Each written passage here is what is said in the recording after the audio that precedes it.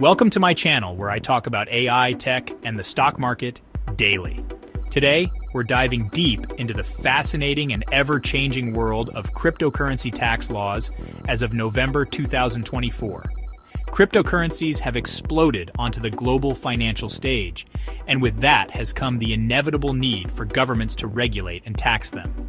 This discussion will give you a global perspective, exploring the regulatory frameworks in the United States, European Union, United Kingdom, Canada, Netherlands, India, Japan, South Korea, and China.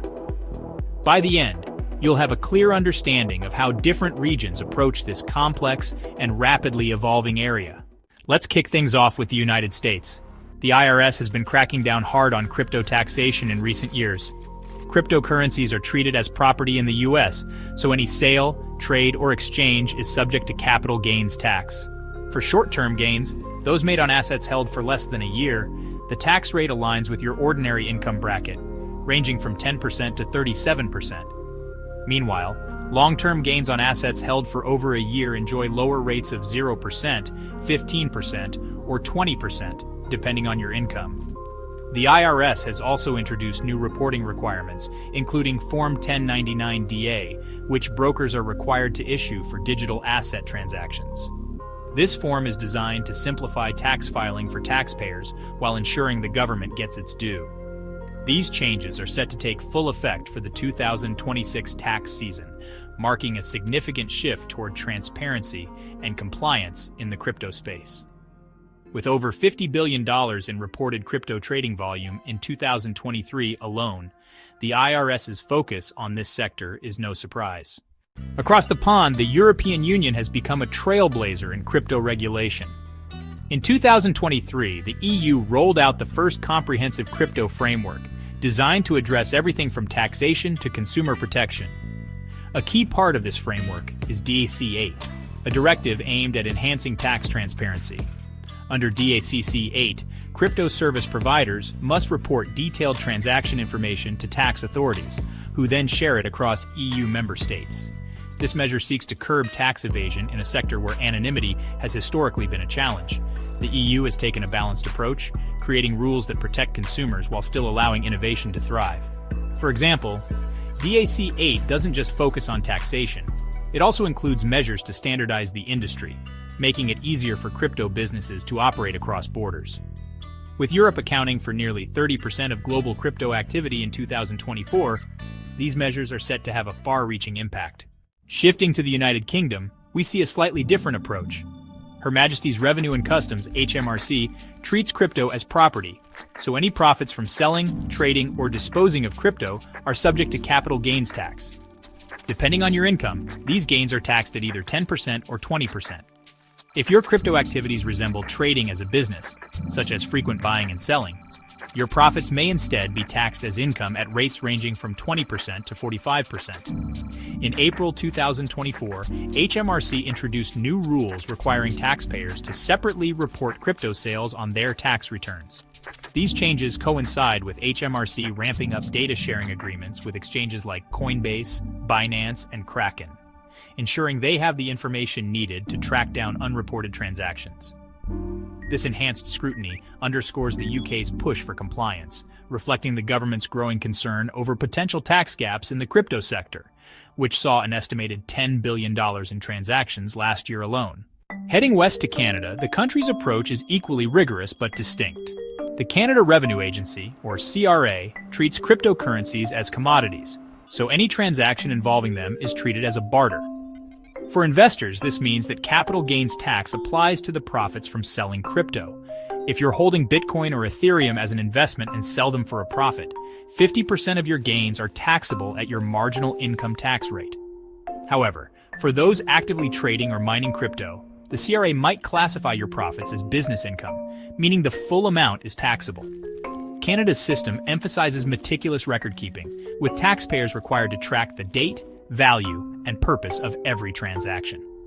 Penalties for failing to report crypto income can be steep, reflecting the government's commitment to ensuring compliance.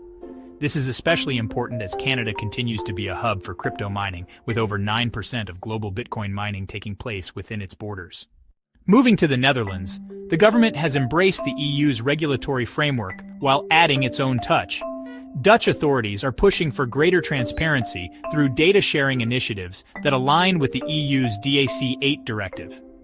Crypto holdings and earnings in the Netherlands generally fall under Box 3 of the country's tax system, which covers investment income. Tax rates in this category vary, but they're generally lower than traditional income tax rates, making it a favorable system for long-term investors. However, with over $5 billion in annual crypto trading activity, Dutch regulators are stepping up enforcement.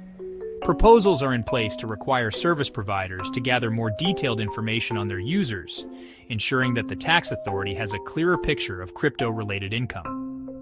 This initiative reflects the Netherlands' commitment to aligning national policies with EU-wide standards. India offers a stark contrast to the West's approach. Since 2022, the Indian government has imposed a 30% flat tax on income from virtual digital assets, including cryptocurrencies. In addition, a 1% tax deducted at source, or TDS, applies to all transactions above a certain threshold. These measures are designed to track transactions and ensure compliance, particularly in a country where crypto adoption is among the fastest growing in the world. However, the heavy tax burden has drawn criticism from the industry, with some arguing that it stifles innovation and pushes traders into the unregulated peer-to-peer market. Despite these challenges, India's crypto market remains resilient, with over $20 billion in transactions recorded in 2024 alone. Over in Japan, the government's stance is both progressive and restrictive. Crypto is legally recognized as property, and the country's financial services agency strictly regulates exchanges. However, Japan's tax policy has been a sticking point for investors. Profits from crypto transactions are taxed as miscellaneous income, with rates climbing as high as 55% for high earners. This is significantly higher than the flat 20% rate applied to stock market gains, leading to calls for reform. Despite these high rates, Japan remains a leader in the global crypto market, with Tokyo alone hosting several major blockchain companies and exchanges. South Korea's approach is set to evolve dramatically in 2025. Currently, crypto transactions are not taxed, but that will change with the introduction of a 20% tax on profits exceeding 50 million won, roughly $37,000. This move aims to strike a balance between taxing significant gains and allowing retail investors to operate without heavy burdens. South Korea has long been a hotbed for crypto innovation, with some of the world's largest exchanges based in Seoul. The new tax laws are designed to ensure the government gets its share while still supporting the country's booming crypto ecosystem. Finally, China presents a unique case. While the government has effectively banned crypto trading and mining within its borders, it still taxes crypto-related income earned through offshore activities. At the same time, China has doubled down on its central bank digital currency, the digital yuan, which has been rolled out to millions of users. This dual strategy reflects the government's desire to control financial innovations while still leveraging blockchain technology to strengthen its grip on the economy.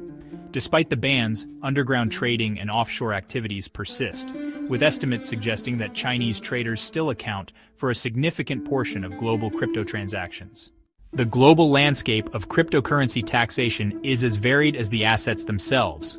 Some governments, like the United States and the EU, are focusing on clarity and compliance, while others, like India and China, use tax policy as a tool for broader financial control. Meanwhile, countries like Japan and South Korea are struggling to balance fostering innovation with ensuring fair taxation.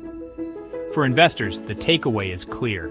Staying informed is crucial, as the regulatory environment is constantly shifting. If you enjoyed my analysis, please subscribe to my channel. Thank you for tuning in, and I'll see you next time. Remember, this information is for reference purposes only, so consult a licensed tax advisor for guidance tailored to your situation.